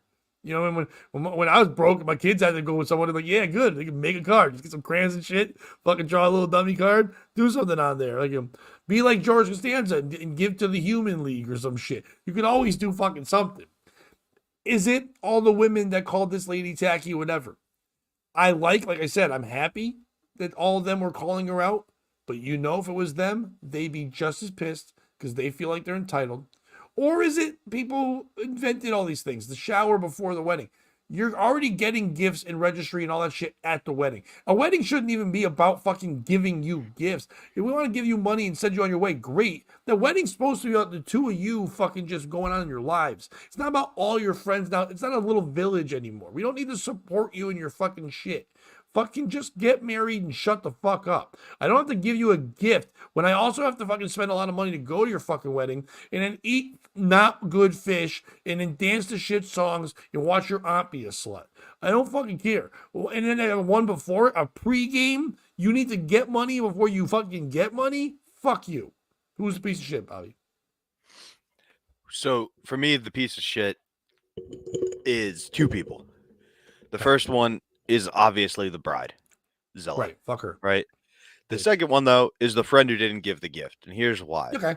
In 2010, my life changed when the album My Beautiful Dark Twisted Fantasy came out by Kanye West. And I learned the Okay. very important phrase, my presence is your present. Kiss my Yeah. ass. And going forward, any wedding I get invited to, whether it be Steve from Compound Media to my cousin Gina, who I really don't want to go to, that has been the RSVP. I'm coming, but just know my presence is your present. I'm a very busy individual. Weddings tend to occur on days where I could be making good money to do stand-up comedy. So if I'm giving up a weekend to be there for your cunty ass, just know that's your present. And it feels like, yes, if you're the bride, all you're really saying is, I don't care about our friendship. I've been putting a monetary value on this the entire time that I expect from you. But if you are the person going, you should make it pretty clear. Hey, if I show up, that is me giving you a gift. Have a little self-worth, friend. Yeah. I get that. I think that should just be the spoken rule anyway. All our presidents should be, especially in this day and age where everyone's working crazy hours and Whoa, gas whoa, costs whoa, a whoa, ton of whoa, money. whoa, whoa, whoa. You and I, our presence, sure. Let's not throw that open to everybody. Not everybody's as entertaining as you and I. Okay? No, My presence is a but present. If I said some other the last people, place, I know what you're saying. And you're right. We're more entertaining, and that we should have better seats, or we should get better food. There should be better food options. The better your presence. You know what I mean? Like it tiers in that nature. exactly. But I still think, even if you're somebody who's not entertaining or fun, the last place they want to be is that they want to celebrate you, but they don't want to fucking be there. And then you know what they absolutely don't want to do? Have to go to your bridal shower beforehand and go to that. And probably that woman still has to go to the bachelorette party. She's dropping mad cash. And she's like, and here's probably the thing. Maybe she did get a fucking dope gift for her for the wedding. And now she sees this and goes, you probably didn't get me shit. She probably did such a dope gift for the wedding. Maybe she chipped, maybe you don't know. Maybe her and a couple of friends chipped in for your honeymoon. Maybe they're paying for that. You don't know what happened yet. So you already fucking just jumped to conclusion and act like a bitch, like you're owed something. What the fuck did you do? What did you do? You blew a guy good enough where he gave you a ring, and now you think you people owe you gifts? Get the fuck. Yeah. You're gonna hate marriage because marriage ain't gonna be about you, sister. Don't have kids. Because the second you have a kid, you ain't a person anymore. You are just the mom to people. You are gonna hate life. There's your life Yeah. lesson. Life ain't gonna give you what you want. Be happy that girl came. Because the way you act, you shouldn't have friends, girlfriend. Exactly. And just Yeah. because you let some frat boy leave it inside and cream pie you, and now you're got a shotgun wedding, don't make me feel bad to rush all these life events into one. Nice. Terry gets good gifts. I don't know why you want to give them the thing in their mouth they use when they sleep. Retainer. Hey, Retainer joke. I just, I would, oh God, I hate weddings. Yeah. It's a nice day for a white one, though. Sister. Nice day to start again. Shotgun. That guy stinks. Billy Idol's so overrated, so stinks. You don't talk trash about Billy Idol. Yeah, he Rock was the trash till he cradle was of in that movie. love. First of all, rocking the cradle does mean that you're sleeping with somebody younger. But you just be clear, he goes, of love. Like, so you're not really, don't really push a baby and have them go to sleep. No. Fuck younger people. That's my song. He did. I will give Billy credit because he was in The Wedding Singer with Adam Sandler, and Adam Sandler's character was basically just Sandler singing Billy songs, which was awesome. Yeah, but he got paid to be in there. It wasn't real. Oh, I thought he was just on the airplane that day. They were like, "Holy This is a shit, Billy Idol!" documentary. We remember that documentary about Adam Sandler and Drew Barrymore's love. Somehow Billy Idol's the focal point. I don't understand. Remember that documentary where Steve Buscemi was in a wedding band? Oh my god, I forgot about Buscemi. Buscemi's in a lot of fucking early Sandler shit. But it all Bobby, was bullshit. It was a goddamn lie. what else you got to promote before we get the fuck out of here? I said it while you were running away earlier. I will be at the Allen Theater. Tickets, there are like 2 left. It is absolutely the hottest show in the 717, but you might be going, theaters are a little big for me. I'd more prefer like a comedy club experience, Pat. And in which case, I'd Yeah. say definitely go see Coleman Green and our buddy Andrew Glessner. And you're like, that seems like a real comedy club. I'm looking for something like I don't know, a ballroom rented out of a shitty 1-star Holiday Inn. And I would say then go see Mike O'Donnell at the Tavern. Those are the 3 big shows we're seeing. Manny's somewhere, but he's not technically in the 717. So those are the 3 shows in the 717 we're seeing this weekend. And definitely come out to one of them. Yeah, and if you're in Connecticut, come out to my show. We still got some tickets left. It's at Riverwalk Social. It's a fun showcase. George Torres headlining. Got a bunch of funny other comics on the show as well. It's gonna be a good time. Saturday, I'll be on WATP. I haven't got my link yet to know what we're gonna be joking about, but it usually says that to me the day before. So at one point I'll get that the podcast. But I'm sure we'll have some fun Stuttering John talk. I know John's been kind of mentioning some things. Maybe Bobby's gonna see Stuttering John this weekend. Who fucking knows? Who knows? There might be a lot of things going on there. Fuck Carlos Danger and fuck Ray DeVito and all those people. Whatever I'm supposed to say, I don't remember. Besides that, please subscribe to the Patreon. We're putting a bunch of stuff up there starting next week. It's gonna be fun to be on there. We appreciate you being over there and supporting us. Let's build that little thing up if we could. And also, if you can't, no big deal. But either way, please subscribe to here, like the videos, share the videos. Even if you don't share the videos, if you could at least just, say, hey, I watch POS in the morning and put a link somewhere and someone else check it out too. We'd like to have more fun people in the chat. But thank you, V. V jumped in again for the first 15 minutes. V was my co-host, basically. Sorry, Well, buddy. Bobby was off, and I always appreciate that. V and Dominic and Harry for jumping in, and Terry and Kish and all our friends. We appreciate all you guys for being on. We'll be back on Monday. If you missed anything, go back and watch the shows they put up this week. If you don't know that on YouTube, our playlist. POS Mornings has their own playlist. POS has its own playlist, so you can go and watch all those things there. Please go check those out. We appreciate you guys for watching. Have a great weekend, everyone. And Bobby. This is not an official plug, so don't get mad, Silk City Hot Sauce, but we do have a new member of the Patreon, and if you're looking for marijuana, hit up Kafer. He's got the best around Cannabis Cup winning weed. And, Pat, you miss 100% of the shots you don't take, but if you're shooting 9 for 27, maybe give the ball to Jimmy Buckets. So 9 you for are 28. 9 for a piece of 28. shit.